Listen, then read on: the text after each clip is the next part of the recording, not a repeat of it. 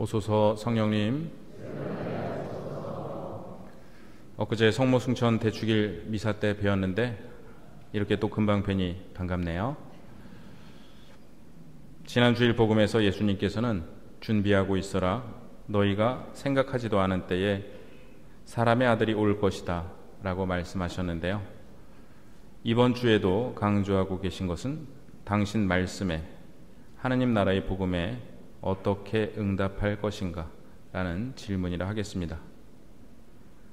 오늘 복음에서 예수님께서는 나는 세상에 불을 지르러 왔다, 그 불이 이미 타올랐으면 얼마나 좋으랴 라고 말씀하십니다. 구약성경 열왕기에는 우상 숭배자들인 바알의 예언자 450명과 엘리야 예언자가 카르멜 산에서 대결하는 이야기가 나옵니다.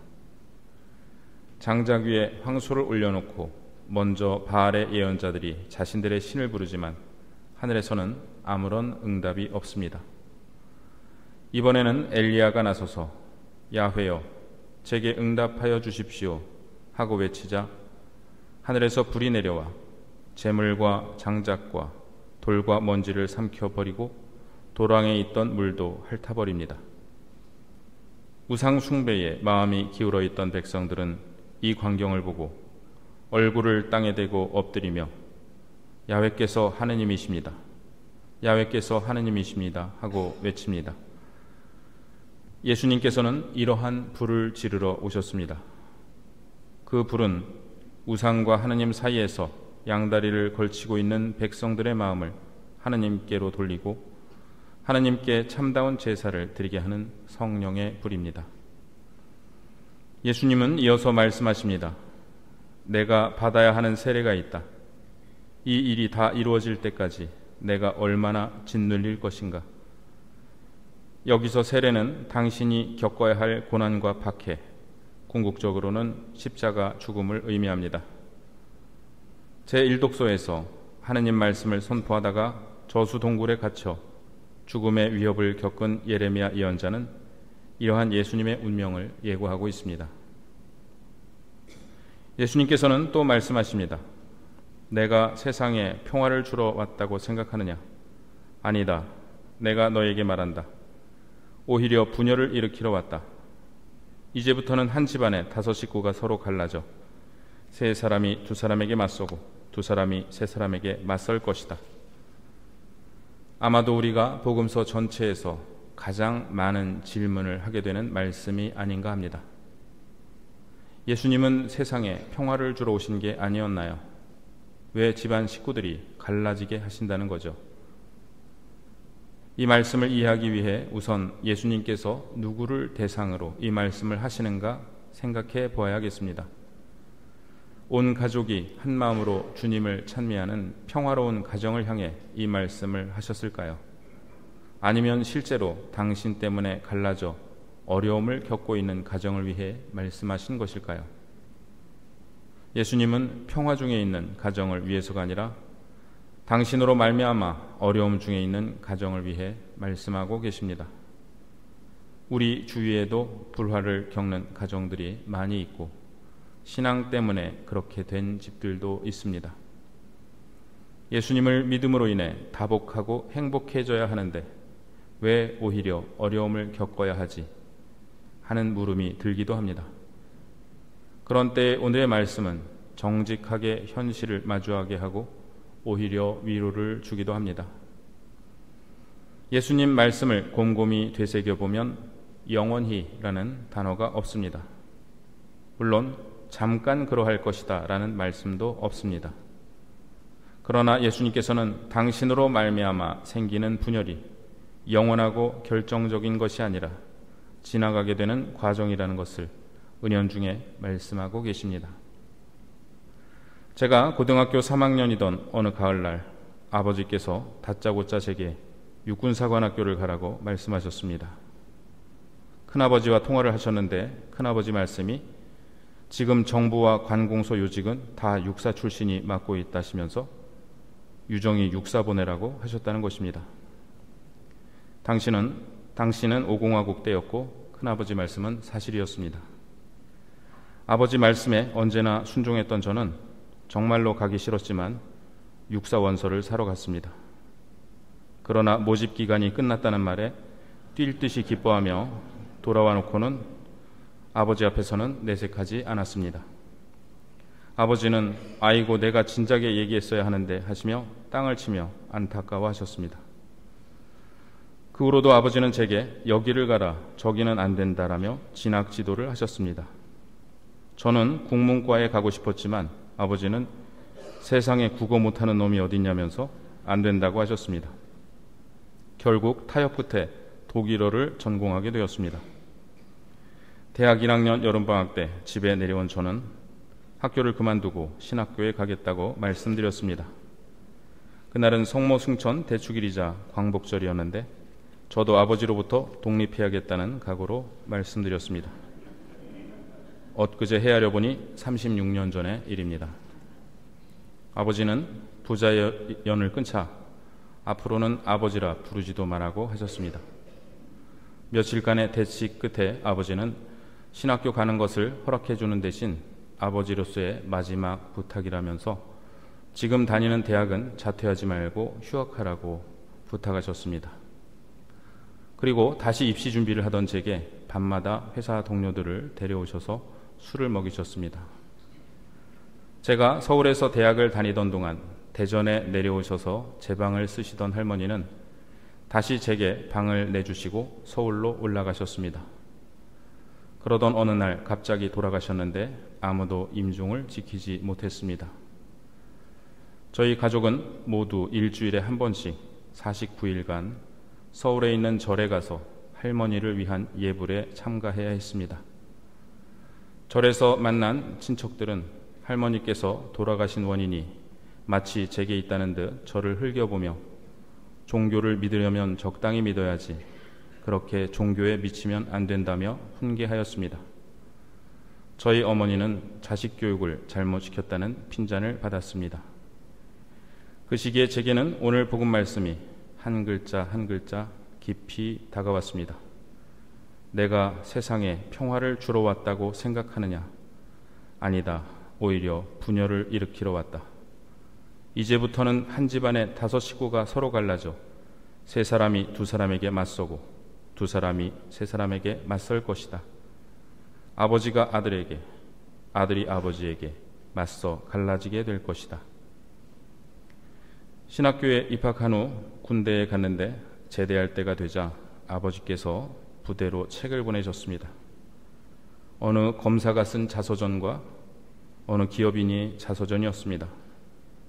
나중에 말씀하시기를 둘째 큰아버지와 상의했는데 애가 어려서 그러니까 일단 신학교 가는 걸 허락해주고 군대 다녀오고 나면 다시 얘기해보라고 하셨다는 것입니다. 제가 제대를 하자 아버지는 신학교에 복학할 거냐고 물으셨습니다.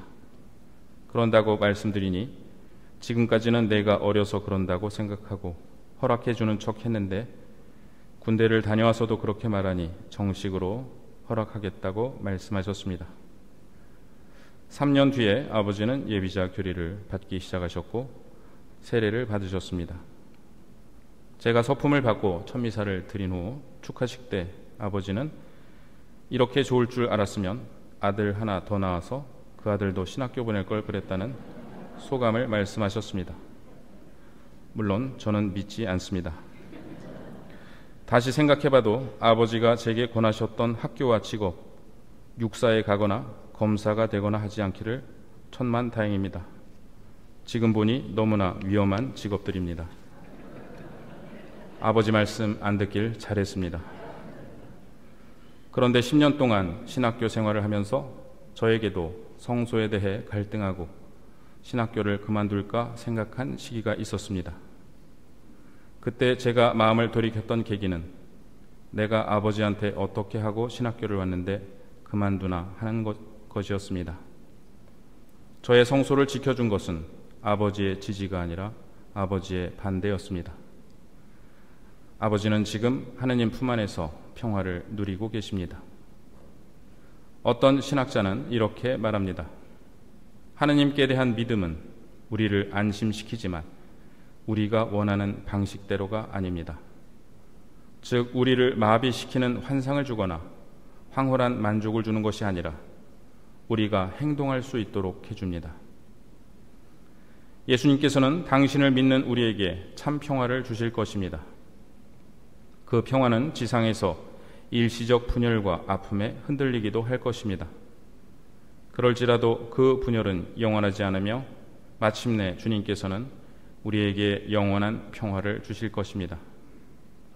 우리 주위에 어려움을 겪고 있는 가정을 위해 기도드리며 일전에 소개해드린 적이 있는 나는 배우고 있습니다라는 글의 한 대목을 인용해드립니다. 우리가 서로 다툰다 해서 서로 사랑하지 않는 게 아니라는 것을 나는 배우고 있습니다. 두 사람이 한 가지 사물을 바라보면서도 완전히 다르게 볼 수 있다는 것도 나는 배우고 있습니다. 그리고 나는 배우고 있습니다. 다른 사람의 마음을 상하게 하지 않는 것과 내가 믿는 것을 위해 내 입장을 분명히 하는 것, 이 둘을 엄격하게 구분하는 것이 얼마나 어려운지를 말입니다.